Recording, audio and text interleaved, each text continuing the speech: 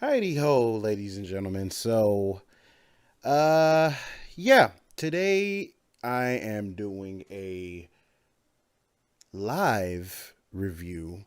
I had just, for those that don't know, I had decided to revisit the Legend of Korra. For those you know, is the sequel series to Avatar: The Last Airbender, and everybody's on the core kick and everything, and with Avatar kick in general. I decided that I wanted to give my at least my in-depth review of the first season. I had just finished it recently, kind of skimmed over some things that I originally and thank you very much, Damon Keeley. Very much appreciate that. Besides that, yeah, I really wanted to kind of do a review of the first season, which is book one, Air. So, let's go ahead and get into it. And first, I'm going to start off with the things that I liked about the season. Number one, the animation style, I believe, improved a lot since the first series. It's very crisp. The animation looks good. They did incorporate a lot of 3D animation in this, I can tell. So that definitely kind of helped um, bring the quality of the animation up. So I have to really give them a lot of. Sorry, I hit the mic. I'm still getting used to this setup. But to stay on topic, one of the things I thought was really interesting was the animation style and how crisp it looked. The martial arts choreography look was really well done and was definitely one of the highlights in this first season. It's not to take away from anything they did in Avatar: The Last Airbender, but it was something that they improved on as the seasons went on and things started to progress. But overall, like I thought that the visuals looked good. Uh, the fighting look was very well handled. I actually do like a lot of the fight scenes involving Korra with the main antagonist with the Equalists. There was a lot of good fight choreography with that. A lot of the ways that the earth bending and of course the metal bending was used in this, I think, was really unique. Even some of the water bending that I've seen, I thought was really well handled. I thought it was pretty unique. We I didn't see as much of it as you would think you would outside of probably the pro bending matches and of course some of the stuff with the main antagonist because uh you know spoilers, he's winds up being a water bender or whatever. But the way they went about it, I thought was really cool. So like the visual stuff looks really good. The aesthetic of it looks really good. So I have no issues as far as that goes. So those are some things I really liked about it, and I really liked I liked Cora's design. I really do like the fact that they kind of had like a more modern Water Tribe look, because it was something that I think something that evolved since Avatar: The Last Airbender. I think that's something that evolved over time.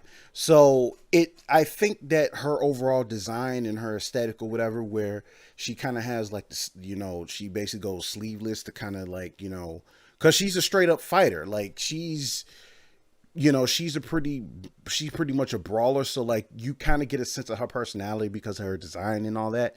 So I think that worked for her as far as her aesthetic and her personality and stuff like that. So uh, that's the praise that I can give this season for the most part. So I have to say that there are some parts of it that I did enjoy. So I'm not going to say that uh, there was a lot of stuff I just didn't like at all. So like I'm not gonna be I'm not one of those type of people. So, but with that being said, now I'm going to get into my cons with this season. Now, part of it has to do with some consistency as far as the character building goes. Now, uh, and what's up, Gypsy over there? Hey, so yeah, consistency. So this takes place, I believe, what 40 some odd years after. No, it actually takes place longer than that. I think it's roughly probably about like a generation or two after Avatar: The Last Airbender, because I know that someone had mentioned about 47 years or so. Like I know that was the amount of time that they established Republic City, so it's a little difficult to kind of get a sense of like how much time takes place like after he died. I assume like usually how it goes from at least what they've shown is that when one avatar dies, the next one is born almost immediately. But aside from that, the consistency part I think I had a problem with. And part of it has to do with how they built up Korra throughout this series. Now, one of my issues that I had was the fact that Korra was basically isolated to the Southern Wather tribe, and essentially all of the Avatar training she did receive, basically the masters went to her, which is just like overall like she spent most of her life isolated to the Southern Wather tribe. I didn't really like that because obviously part of what makes the journey of the Avatar interesting is they are able to travel to different places, learn different customs, and really get uh, uh, an interesting outlook on life. And I didn't like that, and I especially didn't like the fact that supposedly Aang was the one who okayed it. And it's kind of a detriment to Korra's development, and it kind of makes it a detriment to Aang because Aang is a character above all else that understands how important it is for the Avatar to experience the world essentially. So I know I believe if memory serves correctly, I do remember at some point later on in the season, seasons, I believe it was season three maybe, that they kind of address why they isolated Korra. So it's like okay, because once I get there, okay, for fine, whatever. But we're talking about like the first introduction in this first season, like by itself, like not knowing what else is gonna happen.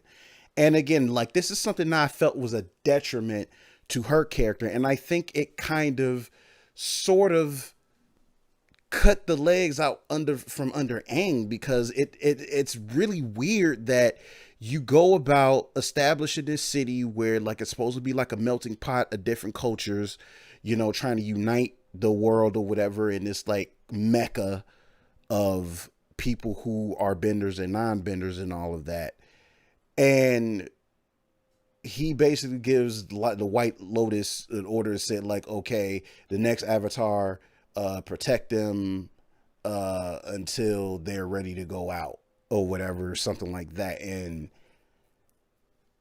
I don't know. I definitely don't like that idea. Like, I mean, granted, it's hard. It's like again, it's hard to compare Core without comparing it to Aang because it's still very much connected to it, and it's just some things that like it's just some things that kind of rub me the wrong way. Now, granted, Aang was 12. He was very young to be doing what he was doing or whatever, but he didn't really have much of a choice. But at the same time, it's still pivotal for the Avatar to be able to take those journeys and learn about different customs. And that was kind of a detriment to her development, as we've seen later on, because okay, this is book one. This is the air, right? So she has to learn airbending. Okay, cool. So apparently up to this point, up until what? She's like, what, 16, like 15, 16 years old, something or whatever the case may be. Obviously, they allude to the fact that she has a hard time connecting with the spirit part of being the avatar. It's like, okay, fine, I can buy that or whatever. Uh, Basically, the way they went about the training and stuff like that kind of just makes it kind of like, you know, it's like, again, because they isolated her so much, it kind of stunts her training in a lot of ways because they're literally doing one specific element for a disclosed amount of undisclosed amount of time, and they're doing it one at a time. And it's just like, okay, well, now Tenzin comes and says that he's supposed to teach her, but now he can't, and then they have to postpone it. And it's just like, dude, like, you guys, it's just like, it was not a really good plan to do that. So when it comes to her development, when it comes to airbending, it was very lacking. Like, it didn't focus as much of her learning more about the element and her really learning how that part of it works. So they just kind of just, it feels like after what, 2 episodes, and they sprinkled it in maybe like 1 or 2 other episodes, it's like they just completely forgot that she was supposed to be learning more about like the air nomads and airbending and that kind of stuff. And they just kind of just leave it at that. Like, they never go any further into it. And that's kind of like one of my issues that leads on, because in the midst of them not focusing on her really trying to understand the air nomads, the fundamentals of airbending and all of that, they focus a lot on her joining the pro bending team, of course, and the whole love interest thing with Mako. And that kind of derails some things because they put a lot of focus on the this love triangle thing between her and Bolin and Mako, which then evolves into a love circle. A love square, because then you got Asami coming in, and then her and Mako become a thing, and then Mako starts feeling bad because he supposedly really had feelings for uh Korra, and Korra, like, supposedly, this is like, but the thing is this, the chemistry excuse me, the chemistry between them two was very meh. Like, at the end of it all, the whole relationship between her and Mako felt very trite. It just, like, aside from him having the motivation to want to help her, whatever, it didn't really do a lot to propel the story in developing her as a character. Because at the end of the day, it kind of really hurt their characters in a way, especially Mako, because Mako was kind of just like a dick through like a good portion of it.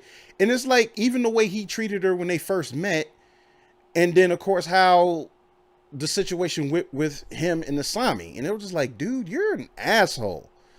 And then Korra doesn't make it any better because she winds up kissing Buddy, and this is after he's already like in a relationship with her, and then Bolin catches him kissing, and then he's supposedly hurt, but because he's the comic relief, they just play it off as just like this thing that happens to him, and you don't really take Bolin very seriously after that. Like, he's just the butt of the joke. Like, they literally just pass off his hurt as just a joke, because he's essentially the glorified Sokka character, so to speak, because, you know, except he has the little red panda little guy with him or whatever, so he's like the honorary Sokka and stuff. So it's just it's that. And again, they focus a lot on the whole love interest thing. They focus a lot on the pro bending thing. They kind of started rolling back into the main antagonist thing with the Equalists and Amon, and then the whole thing with Tarlock and stuff happens, and it gets to that, and it's like one of the biggest takeaways in this season was I want to say that the villains were rather well written for the most part. I think that we probably could have had a little bit more details as far as like their abilities, because it's like they just say that they have it, but they don't say how it evolved and where it originated from or anything like that. It's like, okay, they just have it, and they never really go into that. I don't know if it's because this season was relatively shorter, because it was only like 10, 10, 11, 12 episodes, something like that. And obviously the first season of uh Last Airbender was like twice that. So they didn't have a lot of time to really orchestrate this story out. So that's kind of like where the issues kind of come in for me with this series, because it kind of retreats from what we knew about the previous character, which kind of becomes a bit of a handicap for the new character, who was essentially kind of handed a lot of stuff, which who handed I'm gonna get to that. Another big issue that I had was the fact that, as much of a prodigy that she is supposed to be, right? You know, the thing is that she's very much all brawn. And that's something that doesn't necessarily change throughout the series, because she acts on the impulse a lot without really taking time to really stop and think. And when it gets to that point where it's like the moment of truth, where she loses. Like, essentially both times, because for one, she pulled the Tony Stark from Iron Man 3, where you just call somebody out saying you gonna meet someone somewhere to finish it or whatever. She goes alone and just gets completely ambushed, and basically Amon puts the fear of God in her. And it's just like, that was not very smart at all. And then once you get to the climax of the series, she loses again. Like, it gets to the point where he uses his ability to take away her bending. Okay, now this circles around again with her air bending. You don't see a lot of opportunities of her training. They kind of gloss over the fact that, okay, she's learning basic airbending, but up to this point, she has not been able to airbend, nor has she been able to tap into the spiritual side of being an avatar. Okay, so of course Amon takes away her bending again. All of a sudden, this supposedly unlocks her ability to airbend, and she's just airbending. No avatar state, no spiritual connection outside of her finally being able to meditate, even though that was like half a day. And again, she's airbending now. And they beat the bad guys, blah, blah, and all this stuff or whatever. And then it gets to the point where she's completely depressed after that. She lost all her other abilities to bend, which she heavily relied on. Can't water bend, can't fire bend, can't earth bend, that's gone. All she has left is air bending. Then they said they can't restore it, and she completely gives up. She's done. She literally runs away to like the edge of like a ice cliff, and she just wants to be alone. She's done. She's completely given up. And conveniently, this somehow summons Aang to come to her, and he's just like, yeah, you reached your lowest point. We gonna give you back your bending, and we gonna give you the avatar state. And I'm like, dude, like, it's this feeling like she didn't earn it. The only thing she really did was, okay, she beat the bad guy at essentially would can't really call it anything other than like a disadvantage. And it's just like, okay, that then everything is fine again. She knows how to airbend. She has all her other bending abilities back. Now she can hit the avatar state. And it's just like, it felt so unearned. And it makes me feel like it's somewhere during the writing of this season, the writers completely forgot that she was supposed to be, or at least we give us this, show us that she is progressing as an airbender somewhere. And they really just don't even go into that for a good minute of the season. So it's like I said, for the good aesthetic of this first season, the book one air, there was very little growth for her character. Other than it's just like, I want to help my friends, and this, that, and the other. And, you want to help take back Republic City, learn it. Like, she learned some humility, but nowhere near enough that she gets handed, that she basically gets rewarded for, I mean, she essentially gets rewarded for basically losing in a lot of ways. And it's like, again, if it was a situation where she was pushed so far to where she would hit the avatar state, and it somehow, in doing that, unlocks her airbending, and she takes down a mom that way or something like that, that would at least make sense. But she didn't even do that. It's just all of a sudden airbending. And all she really learned from airbending were just like the very basic physical forms. She had really no progress when it comes to learning the spiritual side and more the fundamentals of airbending, like at least an avatar would do in that scenario. So that's something I had a problem with. And again, it only pertains to this first season. So I'm not judging the whole series just on the first season yet, but this is me giving it a grading scale just on this first season, book one air. So since this is like my first time reviewing a TV show, so to speak, my ratings usually are from a 1 to 10 scale, but with the series, I'm going to go with just a simple letter grade. And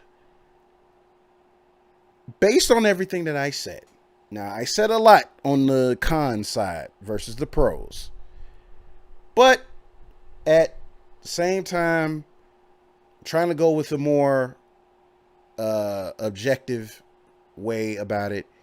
And it's like I said, the show has some good things going for it, at least with this first season, aesthetically and fight choreography wise. But as far as an introduction from what we know and leading into this or whatever, there's just some inconsistencies that like I wasn't a fan of. So with that being said, here is my grade for the first season of Korra.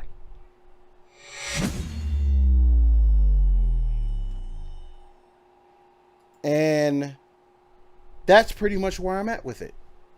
I think that the first season is easily a C. So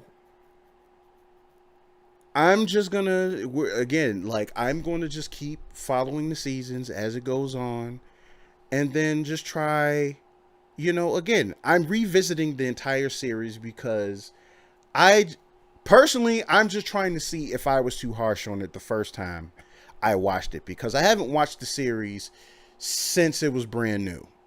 I haven't seen it since then. And I even remember then it was like, it just is what it is. And yeah, you're right. It's like I don't expect it to have to be like the original series, but since it's supposed to be going for like a more mature things, and it's like even the original series like touched on some mature themes here and there, even though it was uh, uh, targeted toward younger kids because it was like more TVY7, whatever. And this one was still, it's supposed to be family friendly, but they were obviously going for more mature tones. And I think when it came to this first season, it was just bogged down with needless melodrama and a lot of distractions. And I don't know if it was because this was a shorter season that had anything to do with it, but that's kind of where I'm coming from when it comes to the first season. And so far, that's where I'm leaving it for now. So, yeah, for those that yeah, it's the thing is I wouldn't have minded the romance stuff as much if it felt organic. Like it just like the whole romance thing between her and Mako, it just felt forced. And Mako was kind of an asshole. Like before and after they got together. And it's just like, oh, it's like, oh no, we can still be friends. It's like everybody just cool with everybody. You know what I'm saying? So it's just like, dude, no, no. It just didn't work. It didn't work for me.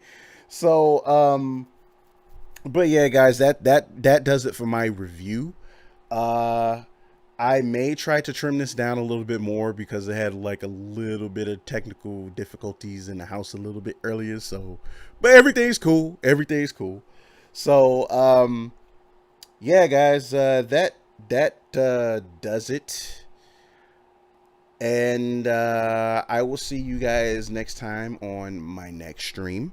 I'm definitely going to be doing more live reviews since that's kind of the only thing my time really permits because being a father really does not allow me to do a lot of setting up and doing stuff or whatever. So I have to do it a little bit more convenient.